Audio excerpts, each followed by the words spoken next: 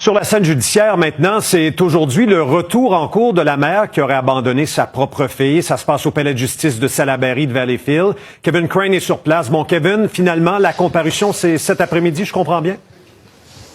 Écoutez, Yves, ça vient tout juste de se passer. Là, okay. C'est survenu dans les dernières minutes là, dans la salle 1 du palais de justice de Salaberry de Valleyfield. La mère est revenue devant le tribunal.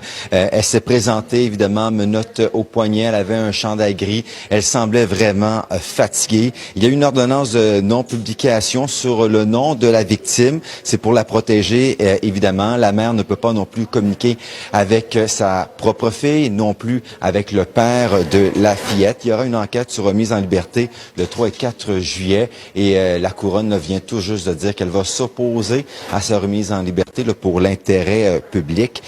On se rappelle qu'elle avait comparu mercredi dernier avant qu'on retrouve la fillette de 3 ans. Elle fait face pour le moment à un seul chef d'accusation, soit abandon d'enfant. L'enquête se poursuit et il pourrait avoir d'autres accusations. Je vous rappelle que la mère de famille avait signalé la disparition de sa fillette dimanche dernier à Coteau-du-Lac et elle était à ce moment-là confuse. Elle était sortie le nu-pied de son véhicule en se rendant à une boutique souvenir. Sa fillette, on l'a retrouvée mercredi vivante. Elle a survécu pendant 3 jours là, aux abords de l'autoroute 417 à Saint-Albert. En Ontario.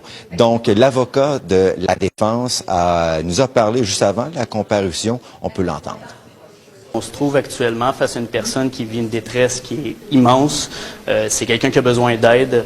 Actuellement, la défense travaille sur un plan de sortie qui essentiellement visera à la fois encadrer madame et évidemment à pouvoir adresser aussi, à pouvoir l'aider. Maintenant, quelle est la suite des choses pour l'enfant en tant que tel? On peut entendre une avocate. C'est certain que la DPJ peut embarquer, c'est certain que c'est son rôle en fait d'embarquer et donc ils vont protéger cette petite fille-là. C'est sûr que les interrogatoires avec les policiers, on s'entend que les policiers qui interrogent les enfants sont des gens qui sont formés pour les interroger et donc je n'ai aucun problème avec ça. On va pas la mettre dans un local, l'enfermer de force là. Et prochain retour en cours pour cette mère de famille le 3 juillet. Merci Kevin. On verra si le tribunal la remettra en temps et lieu en liberté.